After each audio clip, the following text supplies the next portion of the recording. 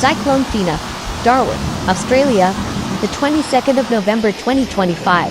From the very first moments of the morning, the air above the city felt unnaturally heavy, as if the entire sky had lowered itself toward the ground. What should have been a bright Saturday sunrise was instead replaced by a thick gray blanket swirling with the early outer bands of Cyclone Fina. By 9 a.m., wind gusts were already reaching terrifying speeds, edging closer to 205 kilometers per hour as the cyclone crawled toward the coastline with the slow, menacing certainty of an unstoppable force. The rain began as a distant hiss, barely audible at first, but within minutes it transformed into solid sheets of water thrown sideways with violent precision. Palm trees along the coastal roads bent sharply, their slender trunks pulled toward the ground at a 45-degree angle, trembling from the brutal power of the wind. Loose branches skidded across the asphalt like fleeing animals, tiles rattled on rooftops, and the city braced for the full impact of the storm. And then the cyclone struck with its true strength, unleashing a roar that drowned every other sound.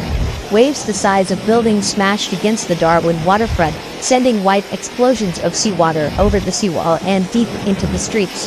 The ocean no longer respected its boundaries. It surged forward as though reclaiming the land, dragging boats from their moorings and tossing them like empty shells. Some vessels spun in circles, others were lifted onto the footpaths, and several were swallowed completely beneath the violent churning water. As the wind intensified, the city began to break. Trees that had stood for decades could no longer withstand the cyclone's fury. Massive eucalyptus trunks cracked with sharp, echoing snaps and crashed onto the streets below. Palms tore from the earth, roots exposed like ripped cables, crashing onto cars, verandas, and power lines. The rain grew so dense that buildings only meters away appeared as shifting silhouettes behind curtains of gray. The power flickered, sparked, then died entirely in large areas of Darwin as transformers overloaded and failed under the assault of flying debris and torrential water. Inside homes, families sheltered in dark rooms, listening to the thunderous collisions outside, trees hitting roofs, metal panels tearing away, glass shattering, the wind clawing at every weakness in the structure. The roads quickly transformed into fast-moving rivers. Water rose over footpaths and into garages, swirling around abandoned cars that floated, twisted, or slammed against light poles. Debris drifted everywhere: branches, roof tiles, wheelie bins, mall books, sheets of torn metal roofing. The storm showed no mercy.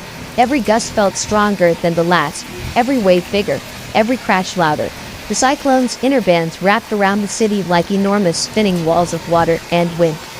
Horizontal rain hammered every surface, reducing visibility to moments illuminated only by flashes of lightning hidden deep in the cloud mass. The heart of Cyclone Fina continued to move inland, slow and deliberate. This slow movement was devastating. A fast-moving cyclone damages everything quickly and leaves. But a slow cyclone grinds a city down, crushing it hour after hour. Roofs peeled away like paper, ripped open by the constant pressure.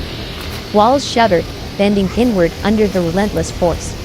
Entire fences disappeared, born from the earth and hurled into neighboring yards. Cars parked beneath tall trees were flattened entirely as enormous trunks smashed down onto their roofs, sending shards of glass into the flooded streets. Boats that once rested safely in the marina were now scattered through suburban neighborhoods, wedged between houses, stuck in parks, or half sunk in the brown floodwaters. By mid-afternoon, Darwin was nearly unrecognizable. The lush tropical greenery was shredded into millions of fragments. Palm fronds carpeted the streets, giant branches blocked intersections. Public benches, metal signs, and streetlights lay twisted, contorted by the storm's violence. The video cuts to the storm again, the howling wind, the bending trees, the ocean rising higher than the seawalls, the chaotic blur of rain slicing through the air like countless needles. The cyclone kept pushing, refusing to weaken. As night fell, the darkness thickened. With nearly all power gone, the city was illuminated only by occasional flashes of lightning. Each flash revealed a new scene of destruction: another fallen tree, another roof gone, another car overturned, another boat washed farther inland. Homes shook with every gust. Some families heard the metal sheets of their roofs rip away, the sound like a giant zipper being pulled across the sky. Others heard water rushing in beneath doorframes, filling their living rooms. Streets that had been merely flooded earlier were now deep, swirling currents. No one dared venture outside. The wind screamed without pause, By midnight, the cyclone had begun drifting away from the coastline, but its trailing bands still hit the city with punishing force.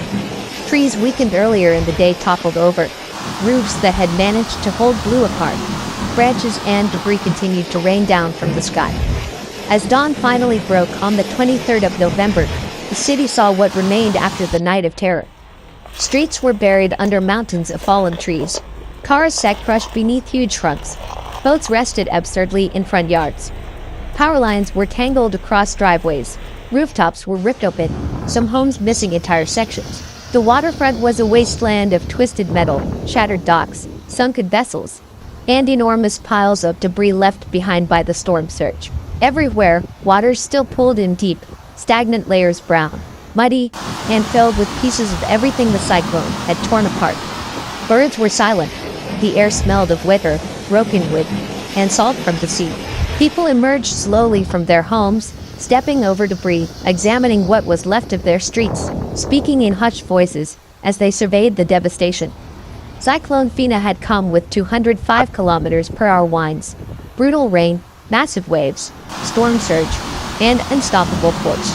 And in a single day, it had transformed Darwin, its trees, its roads, its coastline, its neighborhoods, leaving behind chaos, destruction, and a city forever marked by the storm. As the morning continued to unfold and the first fragile light attempted to break through the storm's lingering clouds, the destruction became even clearer. The people of Darwin moved cautiously through their streets, their shoes sinking into thick layers of mud and shredded leaves, their clothes soaked instantly by the leftover drizzle that still clung to the fading tail of Cyclone Fina. Even though the worst of the storm had passed, the atmosphere felt far from safe. The wind, although weakened, still carried unpredictable bursts that rattled loose metal sheets and swung broken power lines like dark pendulums. The ocean growled in the distance, still swollen, still angry, still hurling smaller waves against the battered coastline. The more the residents explored, the more overwhelming the damage became. Entire streets were nearly unrecognizable beneath fallen trees, some so enormous that they completely blocked roadways. Cars were trapped beneath thick trunks, roofs flattened and windscreens shattered into glittering fragments. Many homes bore the unmistakable signature of the cyclone.